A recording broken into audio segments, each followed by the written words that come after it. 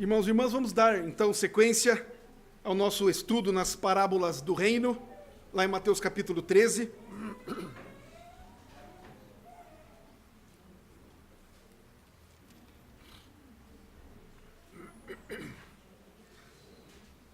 Devido à grande semelhança que há nas próximas duas parábolas, a parábola do tesouro escondido e a parábola da pérola, nós vamos estudá-las em conjunto, mas vamos dar maior ênfase à parábola do tesouro.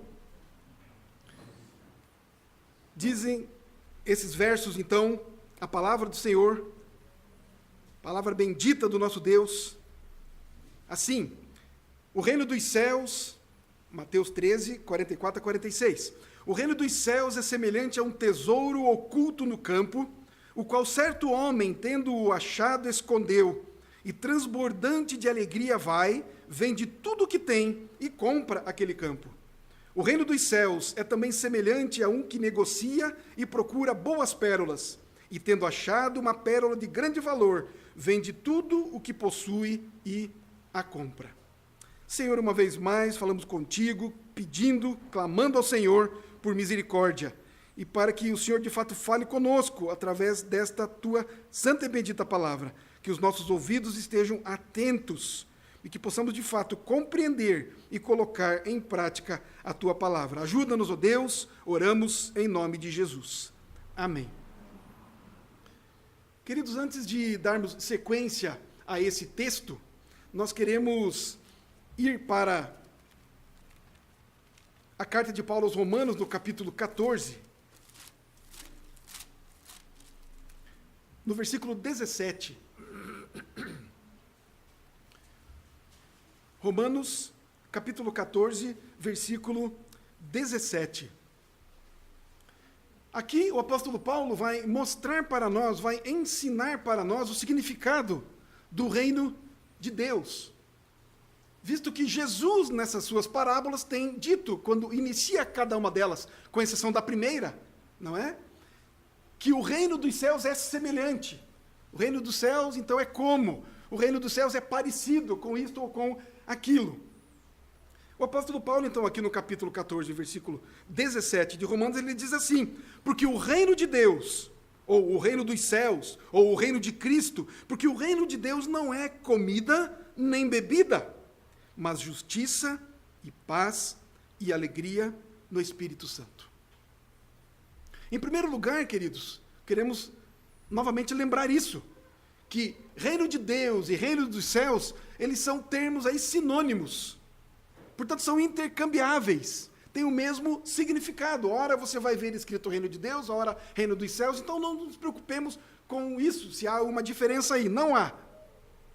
Em segundo lugar, que o reino de Deus não é questão principal, primordial, questão de comer e beber. O reino de Deus, primariamente, não é, apesar de Deus cuidar dessas questões também, não é uma questão de satisfazer as nossas necessidades físicas.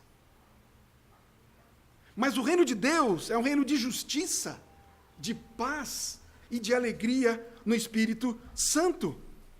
É por isso que Jesus vai dizer na sua parábola que o reino dos céus é como um tesouro escondido em um campo que um homem achou e o escondeu. E então, transbordante de alegria, ele vai e vende tudo o que tem e compra aquele campo. Certo que nós vamos nos concentrar nessas duas parábolas, a do tesouro e da pérola, mas é essencial nós olharmos para o que o apóstolo Paulo ensina neste verso de Romanos, capítulo 14. Pois se nós verdadeiramente queremos compreender e abraçar e desfrutar do reino de Deus, do reino de Cristo, juntos, nós precisamos prestar bastante atenção no que é que Paulo fala a respeito do reino de Deus. O que é o reino de Deus? Ele fala, então, nesse verso, que o reino de Deus não é primordialmente, portanto, um lugar físico. Mas o reino de Deus é um domínio. é um império, é um reinado. O reino de Deus não é propriamente um lugar, algo físico.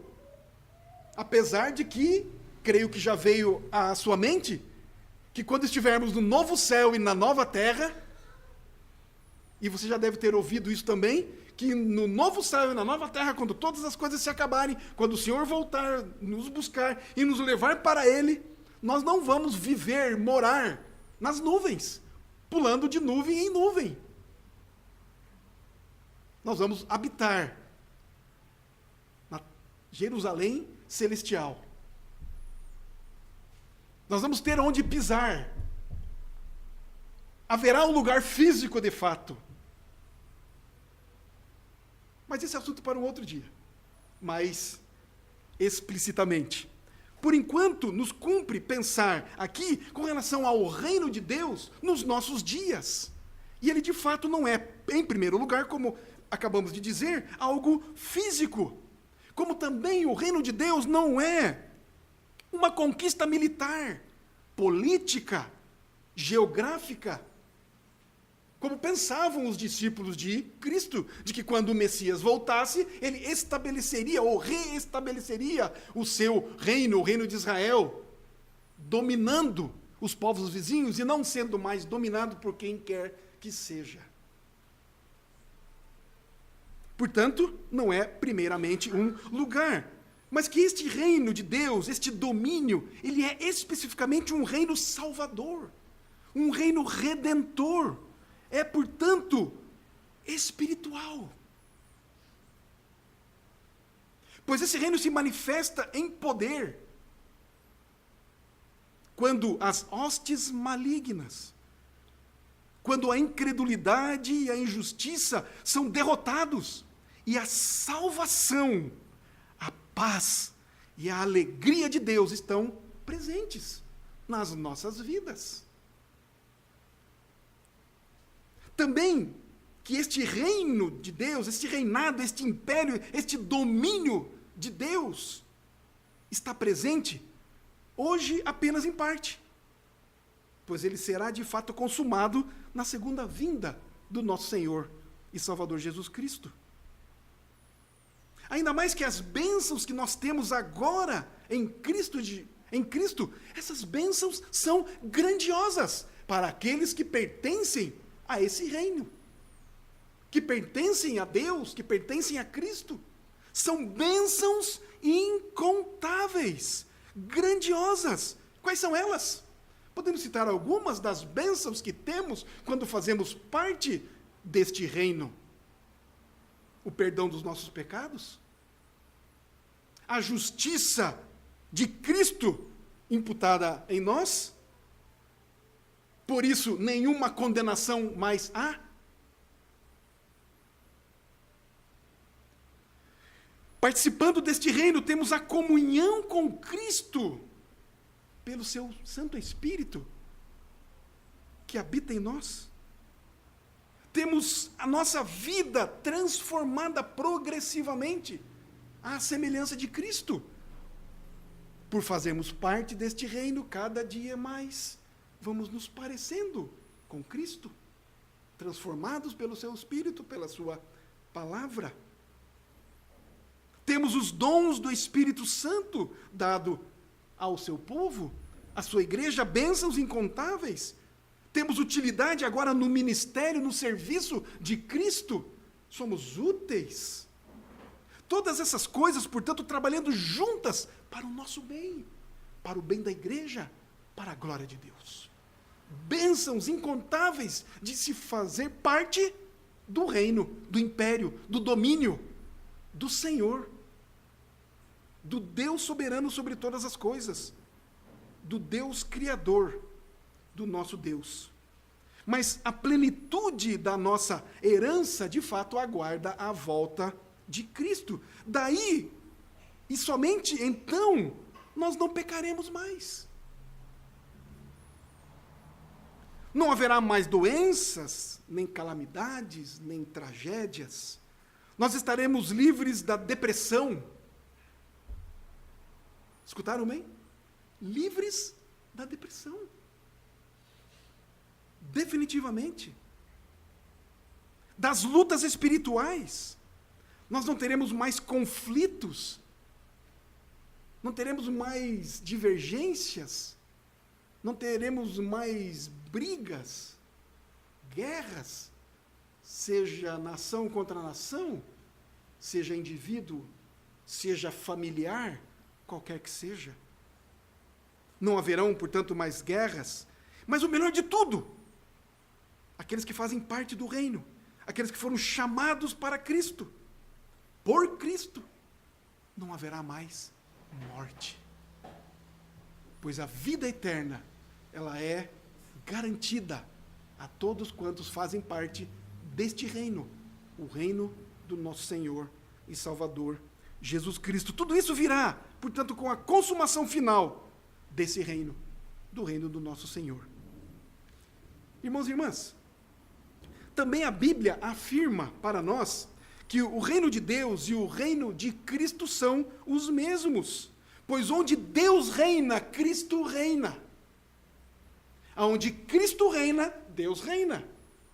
E alguns textos da palavra de Deus afirmam e comprovam isso. Apocalipse 7:10 nos diz assim: e clamavam com grande voz, dizendo ao nosso Deus, que se assenta no trono, e ao Cordeiro. Falando de Cristo, pertence à salvação. No versículo 17 desse mesmo capítulo 7 de Apocalipse, nos diz assim: pois o Cordeiro que se encontra no meio do trono os apacentará e os guiará para as fontes da água da vida. E Deus lhes enxugará dos olhos toda lágrima. Mas ainda, finalizando, João, quando escreve o Apocalipse, no capítulo 22, no verso 13, ele diz assim: nunca mais haverá qualquer maldição.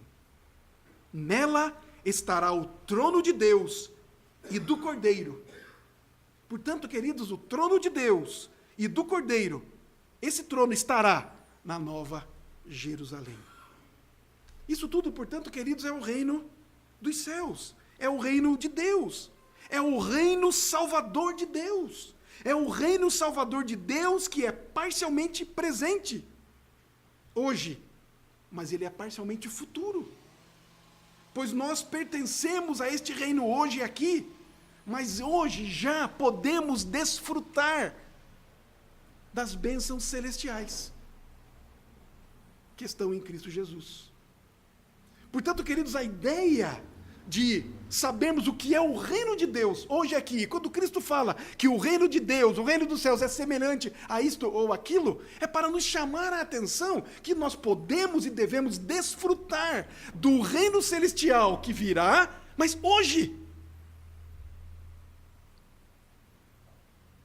Não apenas devemos esperar a volta de Cristo ou nós morrermos para então desfrutarmos do reino do nosso Senhor e Salvador Jesus Cristo, o reino que está na eternidade. Podemos e devemos desfrutar hoje. É o presente e o futuro reino de Deus e de Cristo.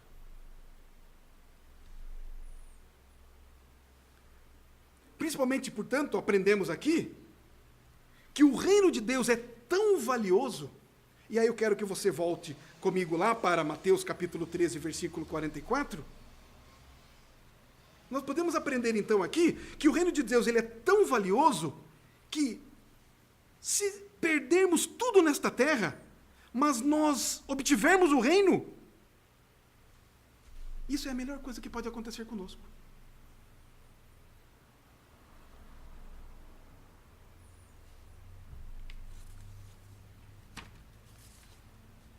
Queridos, consideremos que o reino de Deus é como se fosse um sinônimo de salvação. O reino de Deus é como se fosse um sinônimo de reconciliação com Deus através da obra de Jesus Cristo. Porque o reino de Deus é o governo de Deus, o domínio, o império de Deus para nos salvar. E salvar, e nos salvar, é nos livrar da destruição. É nos livrar das trevas do pecado. É nos livrar da morte eterna. E como diz a sua palavra, nos transportar para o reino do Filho do seu amor. e assim nós desfrutarmos dele por toda a eternidade, para todo sempre. Mas não só na eternidade, hoje.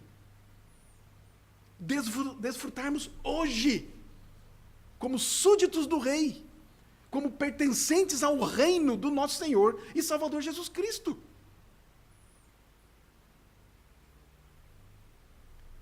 O verso 44 do texto de Mateus nos diz assim: o reino dos céus é semelhante a um tesouro oculto no campo. O foco, portanto, desta parábola, desta palavra de Jesus Cristo para os seus discípulos, o foco está no valor do reino. Qual é o valor do reino? É o valor de ter Deus governando sobre nós e sobre todas as coisas. Podemos medir isso? Podemos medir esse valor em números? Visto que estamos falando de um tesouro escondido? Podemos medir em cifras? Como é que podemos medir o valor do reino de Deus?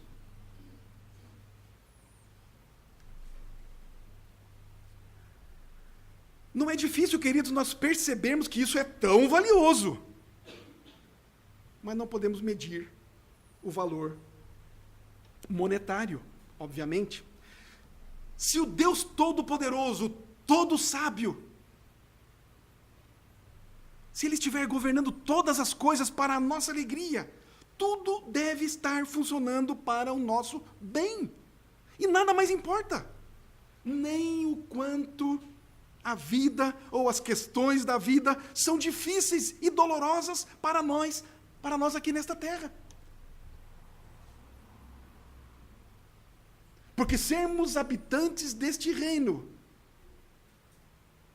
não nos livra das dificuldades.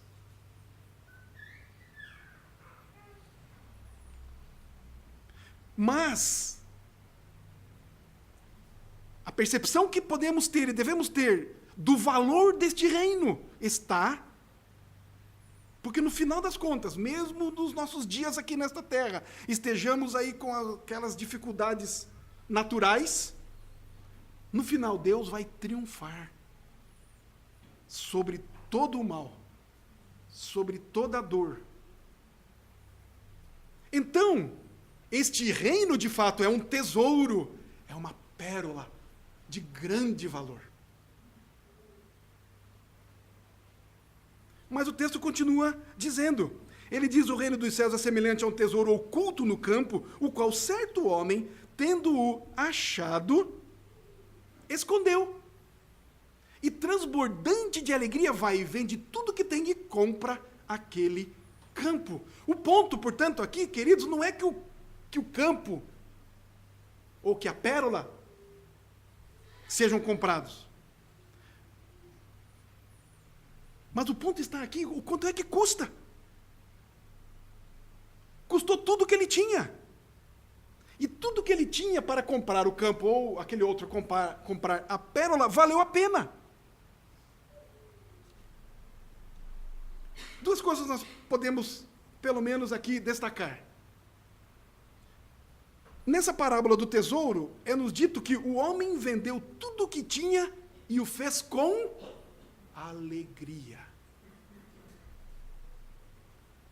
Transbordante de alegria, vai e vende tudo que tem e compra aquele campo. O reino de Deus é tão valioso que aquele homem vendeu tudo que tinha e o fez com alegria. O reino de Deus é tão valioso para aquele homem que perder tudo na terra, mas obter o reino, é uma troca feliz. Esse é o ponto principal.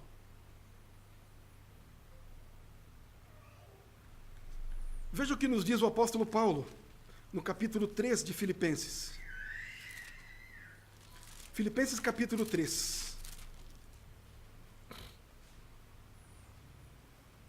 Os versos 7 e 8.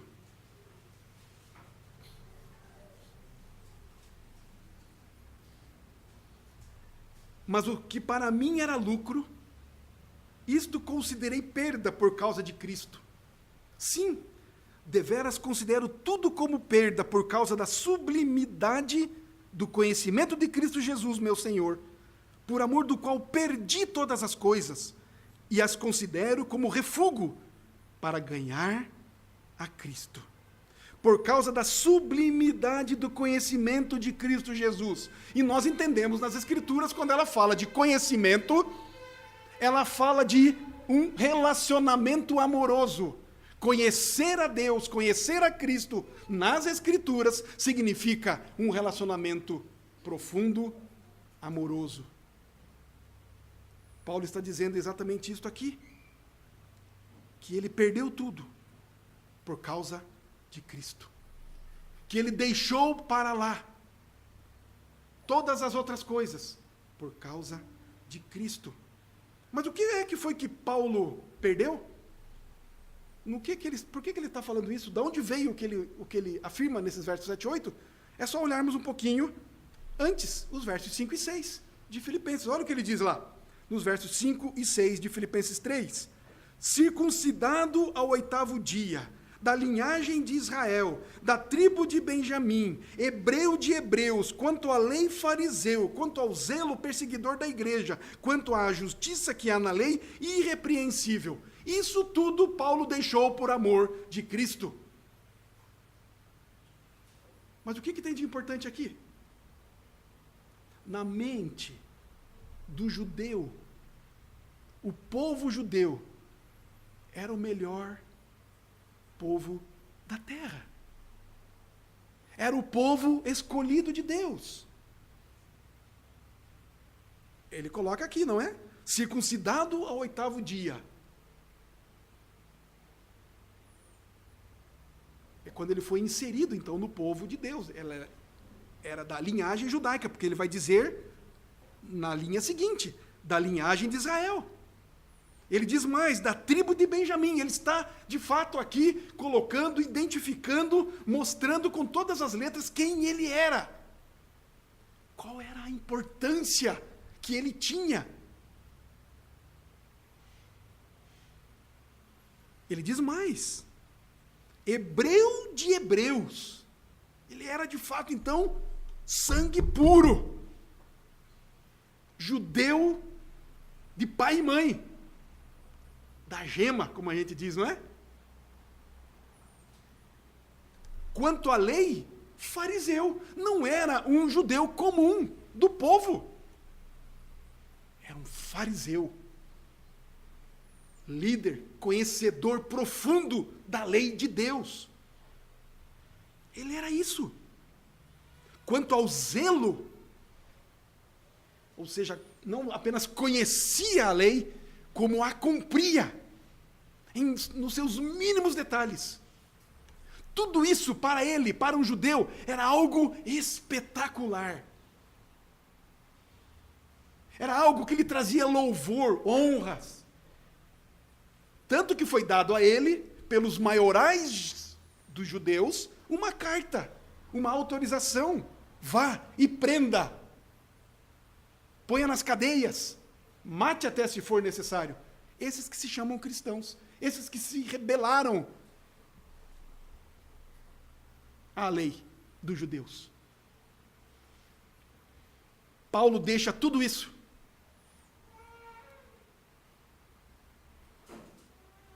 Por amor de Cristo. Paulo considera tudo isso um refúgio. Paulo considera tudo isso lixo. Pior do que lixo. Depois nós podemos ver o que de fato significa a palavra refúgio aqui.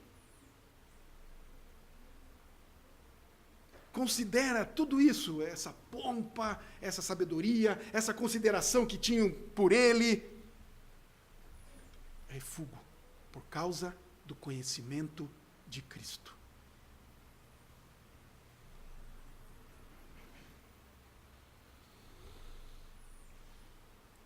Na parábola, o homem vende tudo o que tem para poder ter o reino.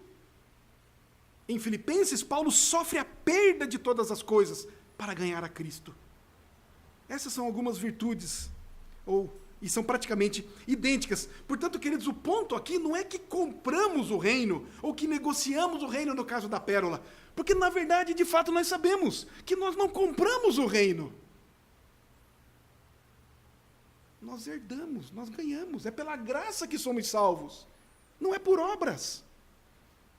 Não se põe dinheiro para se comprar, para se ter o reino. Nós sabemos disso, portanto, o ponto aqui não é que nós compramos ou negociamos o reino. O reino de Deus ele é recebido sem pagamento. É como uma criança pobre e não um homem rico de negócios. Olha o que nos diz o próprio Senhor Jesus em Mateus 5,3. Bem-aventurados os humildes de espírito, porque deles é o reino dos céus. Marcos 10,15 vai nos dizer assim, Jesus nos diz assim, é verdade, eu vos digo, quem não receber o reino, quem é que recebe? Quem não receber o reino de Deus como uma criança, de maneira nenhuma entrará nele. Como é receber o reino como uma criança? Uma criança é totalmente dependente. Uma criança não tem dinheiro para comprar. E mesmo que tivesse, não sabe, não conhece o seu valor.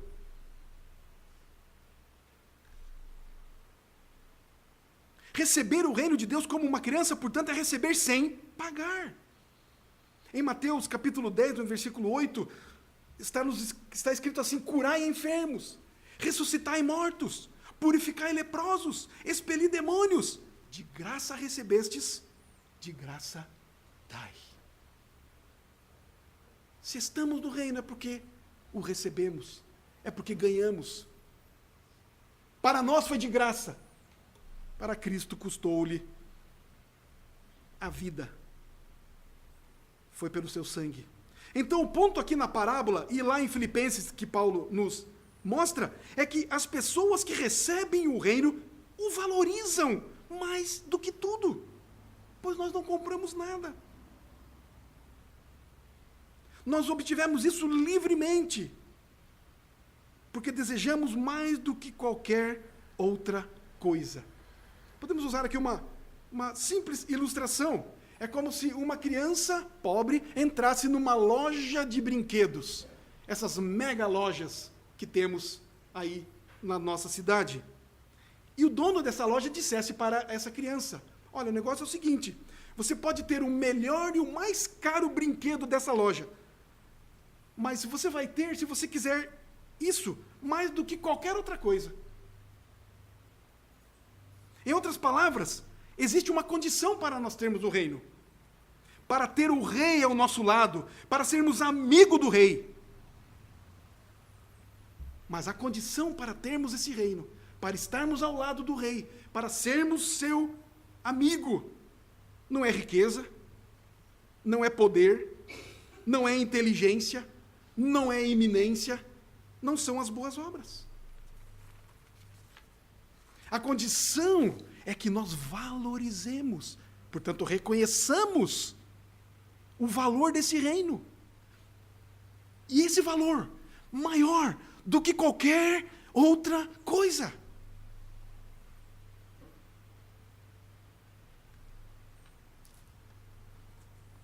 Vá comigo lá em Mateus capítulo 19.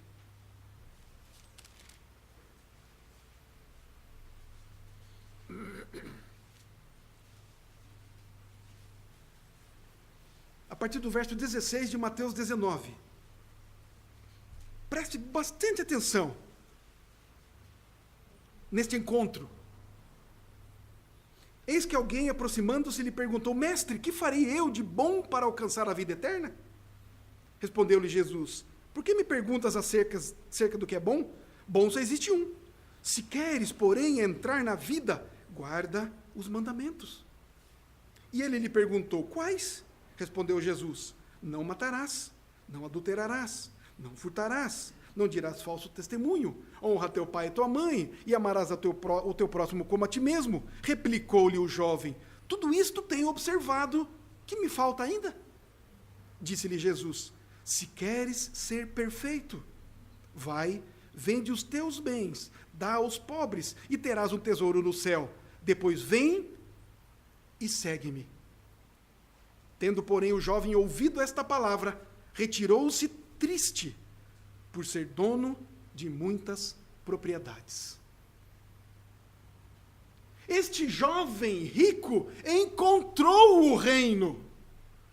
Estava diante do reino, do rei, do dono, do império deste reino. Diante do Senhor Jesus. Um homem rico. E mais, um homem que cumpria a lei. Tanto que Jesus foi dizendo o que ele deveria fazer, e ele até interrompe Jesus. Não. Para. Eu já tenho feito tudo isso aí. Se é isso que é para ter o reino, eu estou tranquilo. Estou dentro. Mas Jesus diz o que para ele? Vai então, vende tudo. Tudo que você tem. E compra o tesouro. Não tem uma similaridade muito grande com a parábola do tesouro que estamos estudando? Ou da grande pérola? Sendo que o homem da parábola diz que, alegremente, quando encontrou o tesouro, vendeu tudo o que tinha para comprar aquele tesouro. Nada mais era importante para ele, a não ser o reino de Deus, o próprio Senhor, o dono do reino. Este jovem, depois de ouvir, vá, venda tudo que você tem, dê aos pobres. Isso não é literal, meus queridos. Mas é o fato que Jesus está dizendo para aquele jovem, não ponha a sua prioridade, não ponha o seu coração nessas coisas. Enquanto o seu coração estiver nessas coisas, você não terá o reino. E o jovem virou-se e saiu triste, porque ele era dono de muitas riquezas. Ele não queria se desfazer dessas coisas.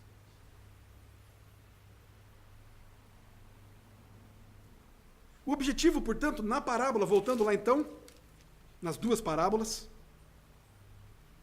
é simplesmente de vender tudo, não é? Vender tudo para comprar o campo, vender tudo para comprar a pérola, é simplesmente mostrar onde é que está o nosso coração. Onde estão os nossos anseios? Onde estão as nossas prioridades? Onde é que está o nosso coração? Nós acabamos de ler em Mateus 6:21, onde está o teu tesouro, aí também está o seu coração. O que é que nós valorizamos? E se o nosso coração é ter o reino de Deus acima de todas as coisas, então nós podemos olhar lá para Lucas, capítulo 12, versículo 32. Lucas 12, 32.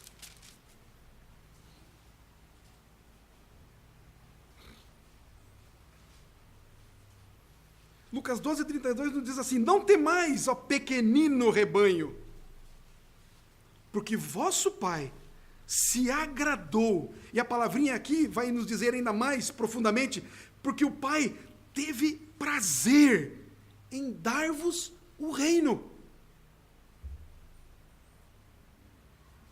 Deus é o dono do reino. Deus é dono de todas as coisas.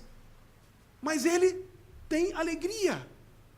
Ele tem gosto. Ele tem prazer em nos dar esse reino.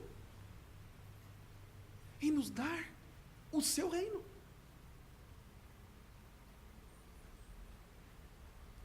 Ele quer que nós não sejamos mais miseráveis. E ele não está falando aqui de bens materiais. Vocês já entenderam isso. Ele nos dá o reino, por assim, então, ele nos tira da miséria espiritual que nós estamos. Ele quer nos dar o seu reino. Assim, queridos, o ponto das duas parábolas é que o reino de Deus é tão valioso que perder tudo na terra, mas obter o reino é algo especialíssimo. É o que de fato nós podemos chamar, então, de felicidade.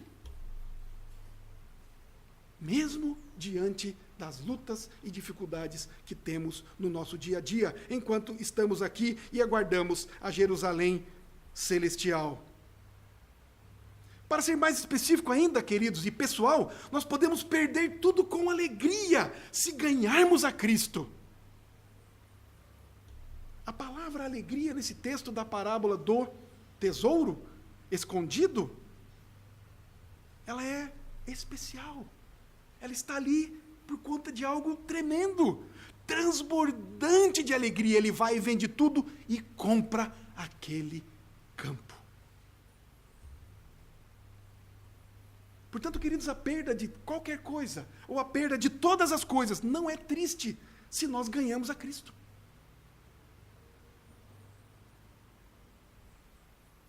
Portanto, queridos, a nossa oração deve ser pedir a Deus que nos faça fiéis, que nós de fato creiamos ao vermos e a desfrutarmos de Cristo e a sua obra salvadora acima de todas as coisas. É Cristo acima de tudo.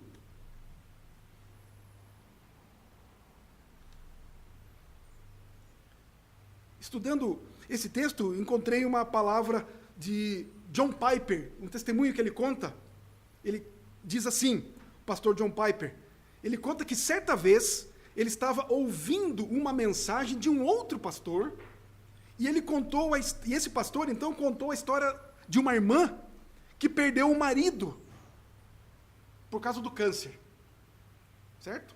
Um pastor falando de uma irmã, e essa irmã perdeu o marido com câncer. Esse homem tinha por volta de 50 anos de idade, mas era um fiel cristão. A esposa, então, esse pastor conta, estava sentada na cama ao lado do seu marido, e essa mulher parecia estar muito firme e muito alegre. Aí veio um visitante e que ficou espantado com aquela cena dessa mulher ao lado de um marido para morrer de câncer, uma mulher firme e alegre. E pergunta para aquela mulher: como que você pode estar tão feliz quando algo tão maligno está acontecendo? O que a mulher respondeu? Ela respondeu assim: meu marido merece ir para o inferno, como você e eu. Mas por causa de Cristo, em poucas horas, meu marido estará com Deus do céu.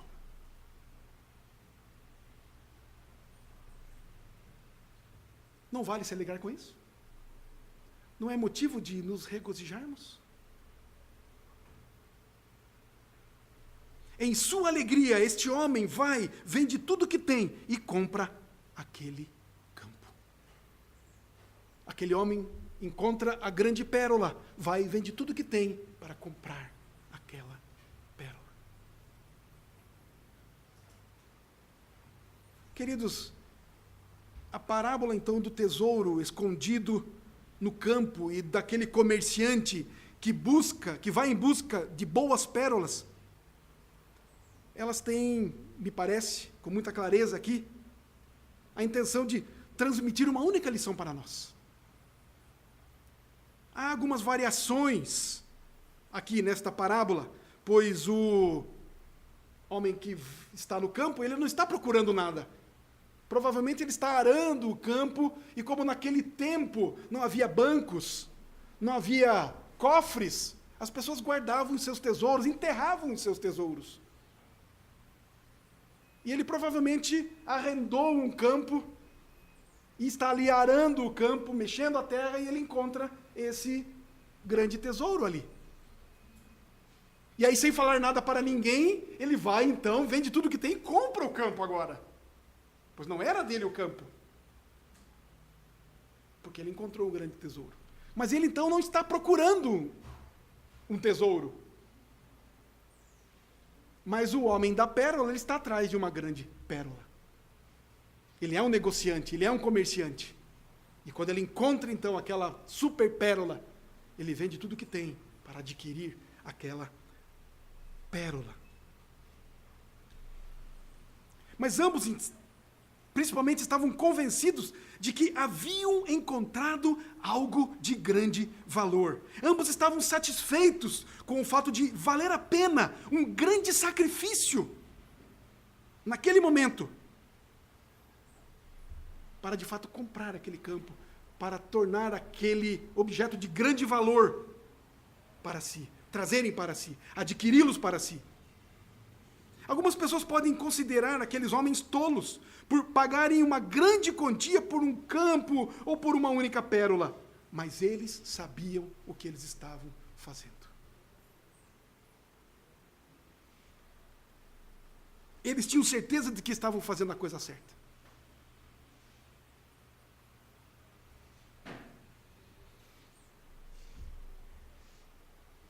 Qual deve ser a conduta, portanto, nossa?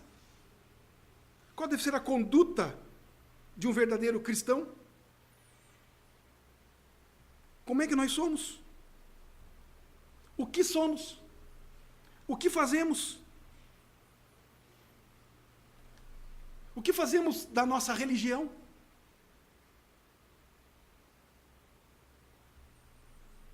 Vale a pena?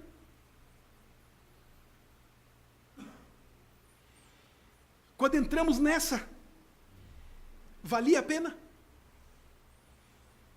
Tem valido a pena? Somos chamados cristãos, fomos feitos cristãos. Vale a pena?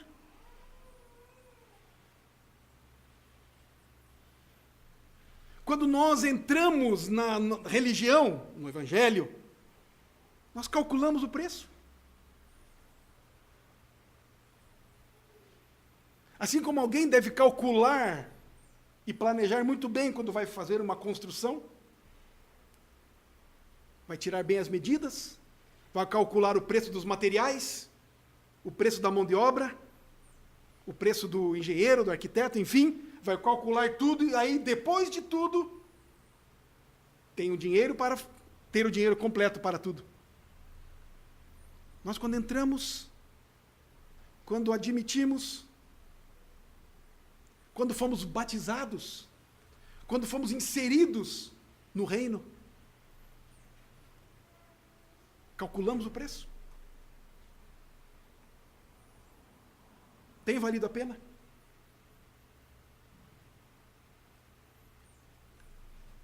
Demos tudo que tínhamos, vendemos tudo. A conduta do verdadeiro cristão é aquela em que ele, quando entra no reino, ele sai do mundo.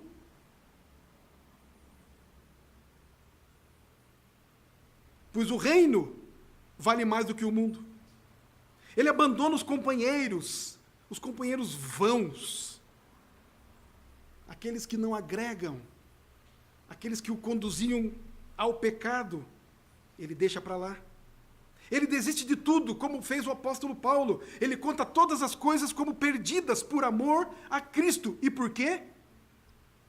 Porque aquele que entra no reino está convencido de que o Senhor Jesus Cristo vai fazer as pazes conosco, vai fazer a nossa paz com Deus.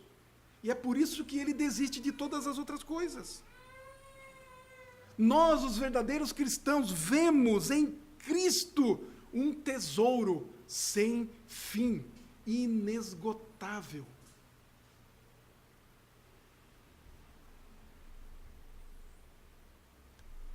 Nós vemos em Cristo uma preciosa pérola.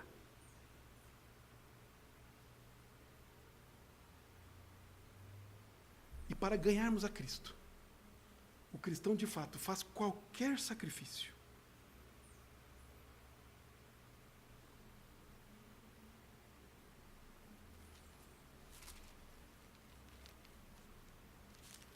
Romanos 12, 1 e 2 nos dizem assim: rogo-vos, pois, irmãos, pelas misericórdias de Deus, que apresenteis o vosso corpo por sacrifício vivo, santo e agradável a Deus, que é o vosso culto racional. E não vos conformeis com este século, mas transformai-vos pela renovação da vossa mente, para que experimenteis qual seja a boa, agradável e perfeita vontade de Deus. Portanto, isso é fé verdadeira.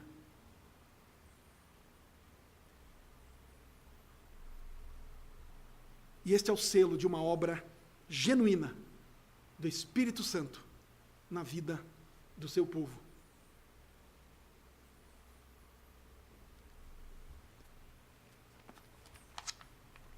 Nós, pela graça de Deus, já estamos no reino.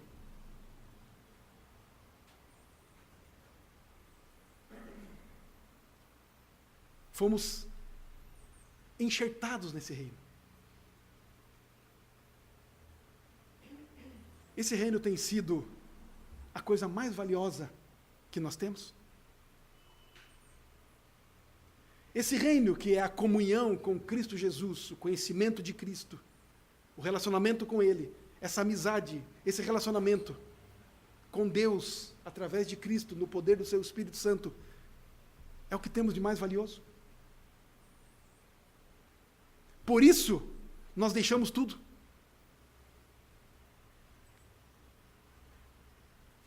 Por isso nós perdemos tudo. Por isso nós deixamos bens, família, amigos, para conhecermos a Cristo.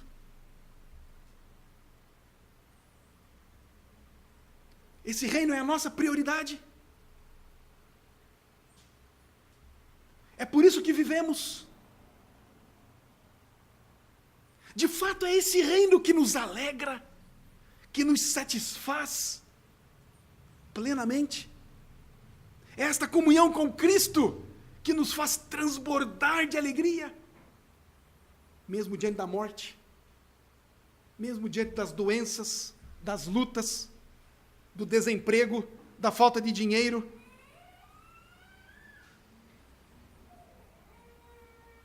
É participarmos desse reino que nos satisfaz.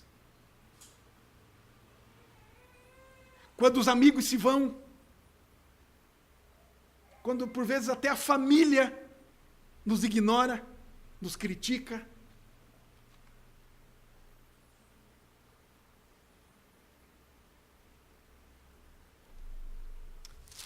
para encerrar, tem um texto, um verso apenas, e com ele eu encerro. Em Filipenses capítulo 1, no versículo 29.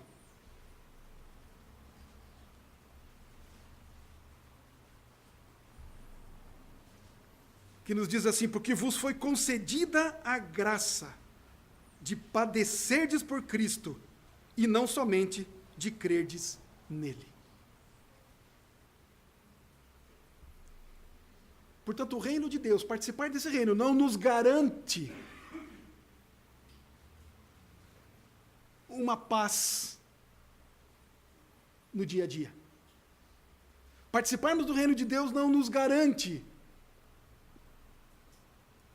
alegrias e alegrias materiais, físicas e nem instantâneas.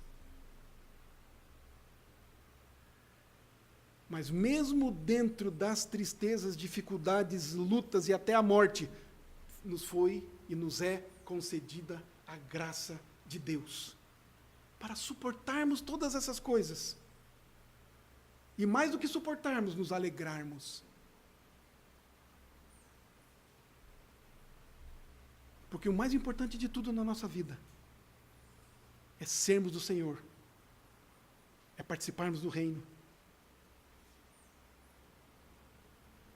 Isso deve ser suficiente para nós. Nada mais do que isso. Por isso que Paulo, nessa carta aos Filipenses, ele vai dizer: alegrai-vos no Senhor, outra vez digo, alegrai-vos. Regozijai-vos sempre no Senhor. É possível. Se você foi salvo, se nós fomos salvos, se recebemos a graça da salvação, recebemos também a graça de suportarmos as dificuldades e nos alegrarmos, nos regozijarmos, porque fazemos parte do reino do Filho do nosso Deus. A Bíblia diz que nós somos co-herdeiros com Cristo. Desfrutemos, portanto, já, hoje, agora, das benesses desse reino, desse Deus, que é o dono desse reino. Aqui, não esperemos apenas a eternidade. Que o Senhor nos abençoe.